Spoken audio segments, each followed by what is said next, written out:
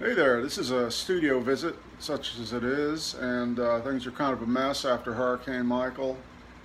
Basically, the place got flooded, a whole bunch of stuff was damaged. The floor is still kind of wet.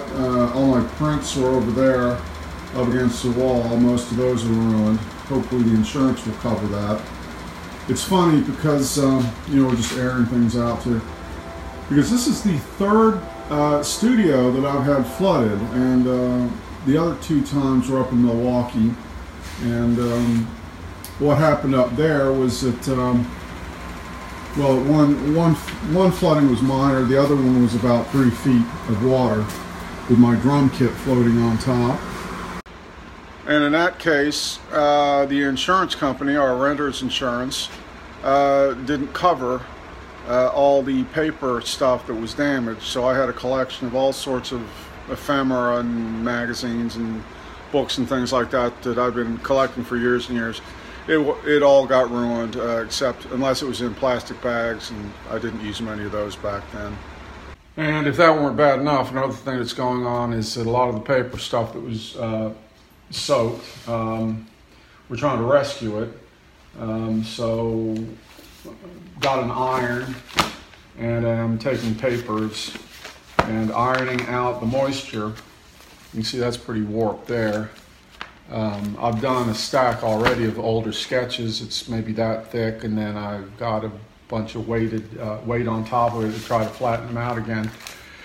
But all these drawings are things that I've kept, all my ideas that I sketch out, and I keep them. I don't know how many of these I have in total. It's got to be a 5-foot stack or more. And I keep them on all as a resource for future use. And now this big book here, this is bound collection of newspapers from Columbia, South Carolina from 1962. You might think, oh well, how important is that? It's not very important. Now it was soaked from the bottom. Here, let me turn this a little bit. The bottom, the water came up about this far. So I've gone through, I'm not even halfway yet, and I'm ironing out the moisture of the pages to rescue this thing. And it's very, very interesting. It's also sort of very relaxing in a Zen sense, because I've got the iron here. It takes time. You can't rush it. You kind of coast over the paper, and it dries things out. And while you're doing this, you can scan around on the pages and check out the stories and things that were happening in 1962. And I find it interesting because how little things change in so many ways.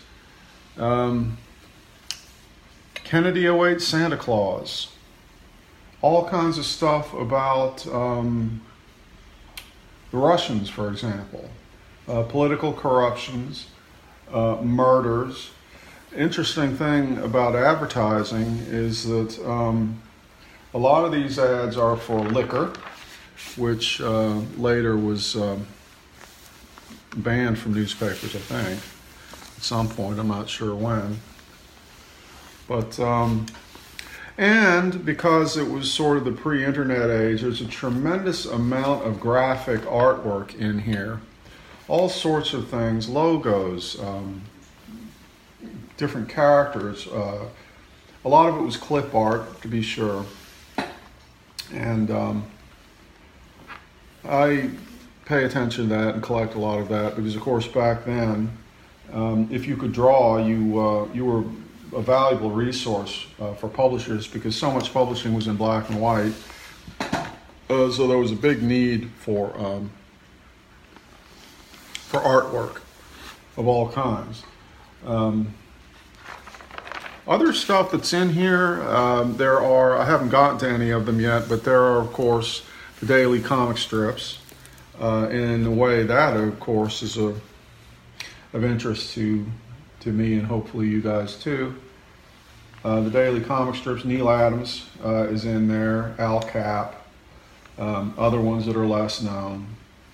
Less well known or remembered today. This is the Columbia record.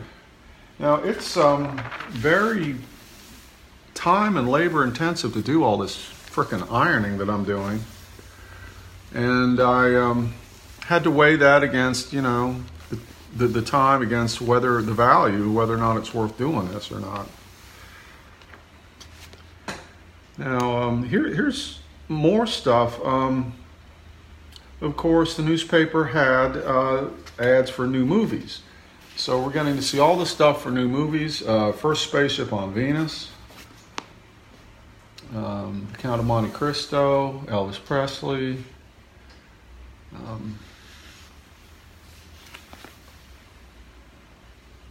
And some of them, like I think it's called The Most Powerful Man in the World. I had not heard of that. Something to do with radiation or mutation or something like that. So I may look that up. And then there are also strange human interest stories. Seen several stories lately. Read one this morning, a few pages back. 14-year-old boy strangles 12-year-old sister. And I assume the sister died. So what happened? It's like, well, he's a minor, he's 14 years old. So the first thing to do is to question his sanity and bring in, you know, psychiatrists and stuff like that. Well, interesting. It's kind of like, makes you think of the Me Too movement today. They didn't have that back then, nothing like that. There was another story in here about a Navy officer, colonel, who shot and killed his wife and also wounded, I think, the 9-year-old son. And the reason being that, and there again, they brought in, you know, a psychologist and argued that he was not in his right mind, and tried to say that, you know, said that the wife had humiliated him because of his impotence or something like that. Words to that effect. And so, you know, rather than just, you know, hey, you shot and killed your wife, throw you in jail, it's like, oh, no, there must be some extenuating circumstances here, having a lot of pity on the man and ignoring the dead wife. So had it been the other way around, would the wife have gotten a kind of second chance? I doubt it. Here we are on the comments pages. What do we got here? There's Ben Casey with Neil Adams. Let me zoom in on some of this stuff for you. Here we are. Mark Trail, I remember that one when I was younger. Kind of dull, I guess. Nancy. And where is it? Al Cap, Will Abner. He's drawing himself into the strips in these. Not this one particularly. I wonder if this is one that Frazetta helped on. Peanuts. Dick Tracy. And so on.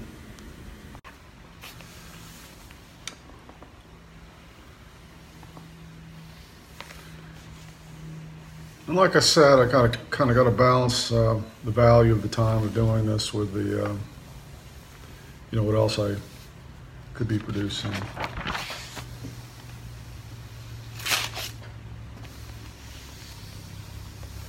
Lots of weird stuff happening. Witchcraft revival in England. A mystic equestrian art, but an unpublicized sport. Polo. A story about polo and a mystic. Lots of ideas in here to give you story ideas as well. Phone hookup. Kennedy Khrushchev direct line offered. Now, that's really history repeating itself, what with all the stuff we have now with Trump and the Russians, and Trump accusing Hillary Clinton of talking to the Russians, or Obama talking to the Russians, or whatever. Which really makes me wonder, you know, the thing about having to have an opposition, having to have opposition to define yourself. To me, it really screams it kind of like, well, we're not really sure who we are, but we know we're not you. So we're glad that we have you to make it clear who we are. We define ourselves by this contrary sense of, what would you call it? Not duality, but opposition, perhaps. A little bit of color on the last page of the newspaper. If you wanted to advertise here, it could cost you more. This one is a liquor ad, and it's got an etching quality to it, which somebody must have done that by hand. These days we have computer graphic programs to do that. Tighter economic squeeze on Cuba revealed by JFK. So it's interesting, the slowness of the enforced by the ironing, and then the reading of the stories and the meditation on what they meant, what they might mean today, and do things really change, and this was a long time ago, and what is time, and is time linear like we think, or is it an illusion? And hemlines change, go up and down, but other things don't change. So also I think about the pace of information delivery, and me doing this, reading, being able to stop, being able to pause and reflect on what you're taking in, that's almost a thing of the past. Now it's like information, boom, boom, boom, boom, boom, more information, boom, boom, boom, boom, watch YouTube, boom, boom, boom, boom, boom, one thing after another, until basically at the end of the day you just collapse.